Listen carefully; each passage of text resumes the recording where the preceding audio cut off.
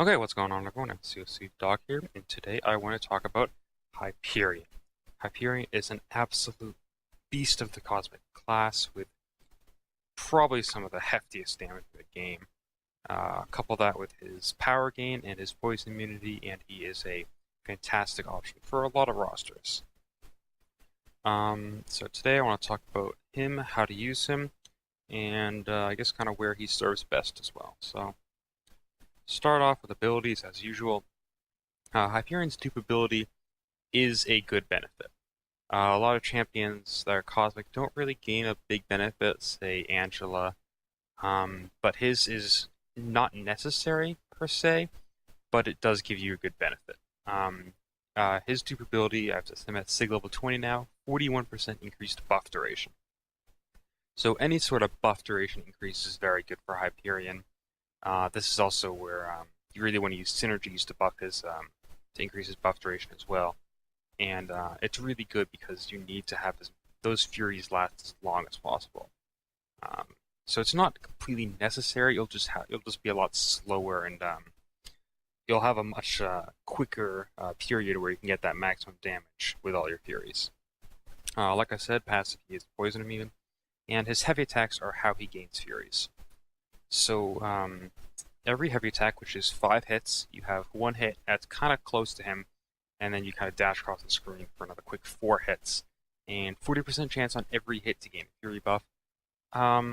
It's rare that you're going to gain them on every single one, on every single hit. I think on average, the best you can do is about 3, but you can get 0, obviously, and that's not great, because most of his damage does rely around his Furies. Without his Furies, his damage is pretty weak, to be honest.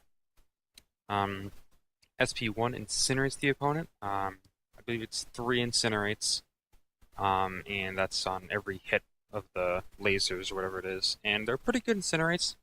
They deal energy damage, and they do increase based on the amount of Furies he has.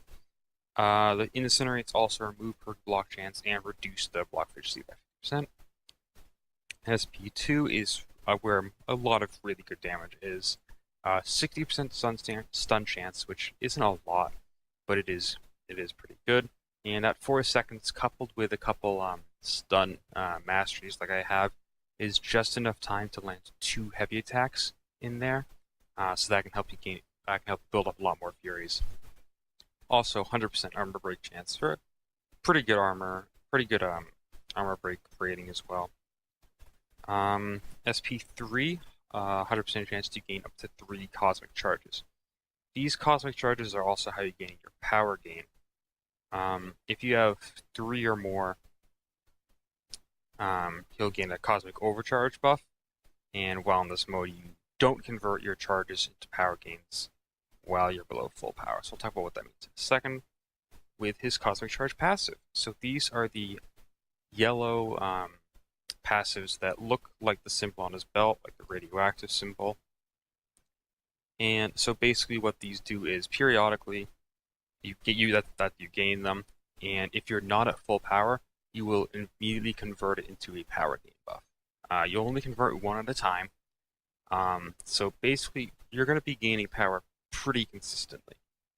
Maximum 3 charges at a time, easiest way to get them is the SP3, or if you want to gain more than 1, and not turn it into power immediately, and they're going to increase your attack and physical resistance. Now, if you have them, if you have all 3 of them, you can activate your cosmic healing. This isn't a great option for most of the time because after you trigger the cosmic healing, you'll be unable to generate more charges for 45 seconds. That is a really long time in MCOC. Considering that Alliance War fights are 3 minutes, 45 seconds is, what's that, like a fourth of that or something, a quarter of that, something like that? It's a long amount of time to not be able to gain charges and not get that power gain, because getting up to his SP2 faster is where you're really most of the damage. However, you can use it towards the end of a fight if you have those 3 charges, and you can get some relatively okay healing. He regenerates for 2500 as a maxed 4-star, and this is about 15-16% of himself. You also have to dash backwards and hold block for 2 seconds, which is quite a long time. I know I kind of read those in the wrong order, but in terms of attributes, he is below average critical rating and critical damage rating, but most of his damage just comes from his raw hits with Furies. I do want to, so his synergies are nothing. The most interesting synergy that helps Hyperion is, in fact, not on Hyperion himself. Great graphical glitch there. It is on Black Bolt. So Black Bolt has the Cosmic Permanency synergy, and this does stack. So basically what I have done in all of the gameplay except for the duels, which I'll show some duels first, I'm bringing in a 6-star, a 4-star, and a 3-star for plus 30% duration, plus 30% duration, and plus 25% duration respectively. So these stack, and whether or not they add on before or after his signature ability, I'm not 100% sure. But basically you're getting a hefty buff increase from these as well. Now then you're getting the duplicate ability as well, and just your Furies last for a very long time. And this is really good for Hyperion. You can stack up to, I think I hit 10 in the Rumble Legends fight that I'm going to show, and it's just really great way to build up synergies. And because he does have that little bit of utility in his poison immune, then bringing in synergies is relatively not as punishing as some other champions would be. So let's hop into some gameplay now, starting off with some duels. Okay, so I've got 2 duels that I'll show without synergies at all first. I'm going to be going against Captain Infinity War and then Omega Red. So these are basically just going to show his basic gameplay, using that heavy attack to gain the first Furies, and then just beating on him. That's pretty much it. The glancing really hurts my damage. You can see it was a lot less to start. I don't get the stun there, but basically just playing normally.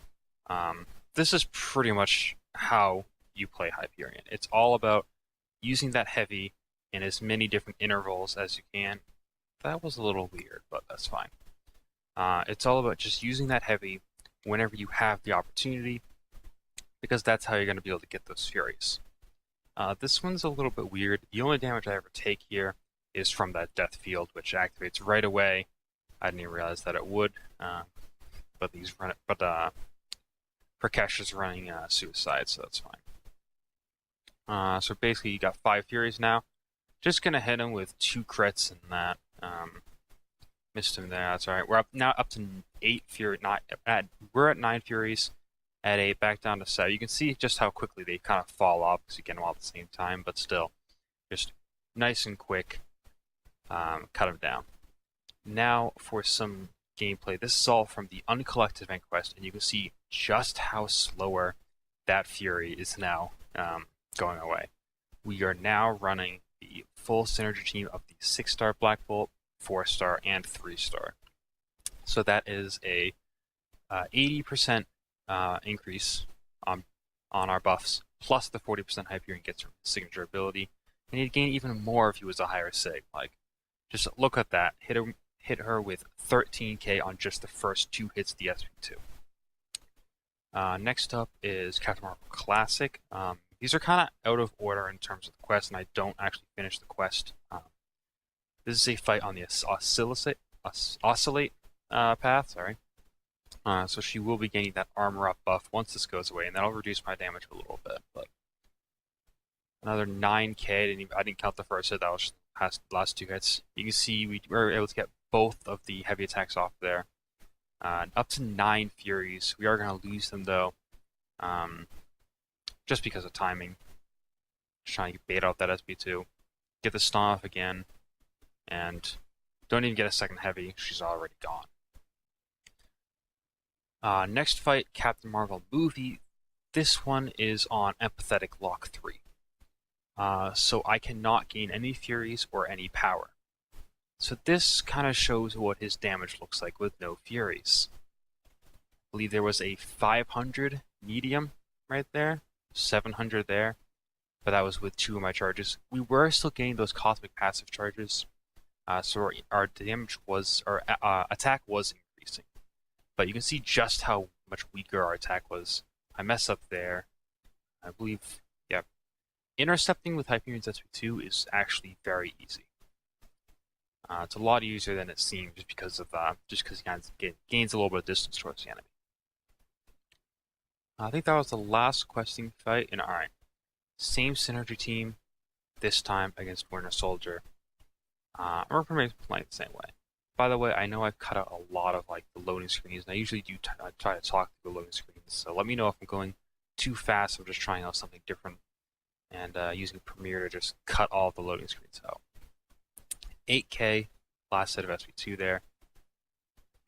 10 Furies, and just gonna keep beating into him. 2 7K medium crits right away. Yeah, despite having a very low critical rating, I seem to be critting on basically every single hit here. It's actually just insane how much I'm critting. And it's great as well. It's just absolutely great. Just see how much we're doing. We lost a couple of Furies there, which is just fine. One issue with Hyperion is his power. I did not really want to use an SP3 there. I wanted to keep using the SP2. I'm going to get those cosmic charges. One of them just turns into a healing or a power gain really quickly there. I'm not going to use his healing at all. I just wanted to do as much damage as I could as quickly as possible. So we are going to get that passive attack increase now from having those cosmic charges. We have 2 right now, so I think it's plus 1,000, somewhere around there. Again, miscalculated the power, got hit a couple times as well. This is a very kind of a scuffed fight, but is very fast. To give you an idea of where I was thinking this fight was going to end up, I had done a fight right before this. Same synergy team, same everything, but I used the heavy a lot more often than I did this one. You can see this one I'm doing 4-hit, 5-hit combos, and that one I pretty much exclusively used the heavy. Messed up there. And I'd gotten 225 hits. Is what I was kind of thinking that I was going to land at around again. 6 Furies. Got 2 there, but 2 ran out at the same time, so just kind of mess up again, get the SP3. That's fine. This does 3% damage in just one hit. Let's see if I can catch the number. I think it was 30,000, something like that. But in general, he's already hitting for he's been hitting for insane amounts this entire time. I use a quick SP1 there just to get a couple incinerates going. They last for quite a while as well. Just in general, Hyperion's damage is absolutely insane throughout this fight. I am just constantly gaining power. I'm constantly hitting for thousands of crits, and it's just some insane damage from him. And although it does kind of rely on his Furies, it is a lot more consistent than it may seem. We ended up at 173 hits.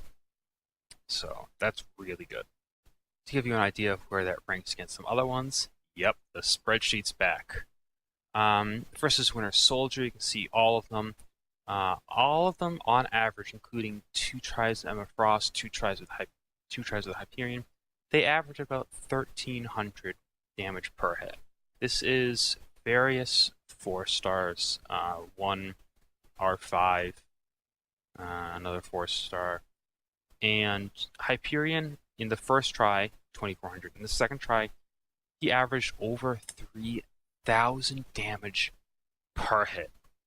His heavy attack being 5 hits and all being kind of low damage hits really does hurt his ranking on the damage per hit kind of thing. It's a flawed. The spreadsheet is flawed, but I still like to bring it up because it is pretty good. Going back over here, a couple of these are against Winter Soldier as well.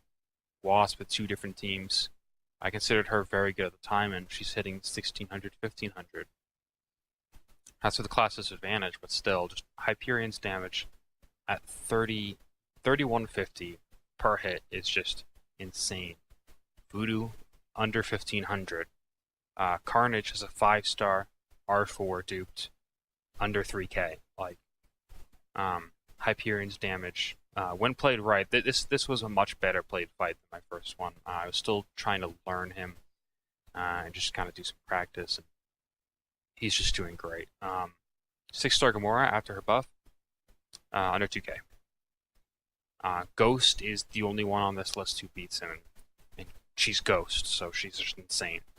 But still, Hyperion is some insane damage.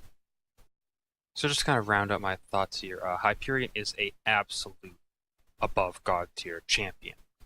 His damage is exceptional. Couple that with that it is a small amount of utility with his immunity with the power gain, but it does in fact help against something like Power Shield. That power gain will come in very helpful, and obviously any poison lane in AQ or poison node in Alliance War will absolutely be down to him quickly. As far as using him myself, he kind of falls into that category, and I know I'm calling his praise, but now I'm gonna have to switch gears here. Similar to Ghost Rider for me, I don't think his fighting style is really in line with what I like to do. Just because he does rely on that heavy attack to get a lot of those furies, and you did see I parried quite often, and that's not always an option. As far as your average roster goes, he is an absolute god. But I do think take a look at his fighting style, his preferences, your preferences, just before you make any decisions on ranking him up, because similar to Spark, he's definitely not for everyone. But other than that, he is an absolute god. If you're looking for a Cosmic, he's the one you want to look for. His damage is insane, and he's a lot easier to use than someone like Ghost. So yeah, that's pretty much Hyperion. Hopefully you enjoyed. Hopefully found it informative. Thanks for watching, and have a good one.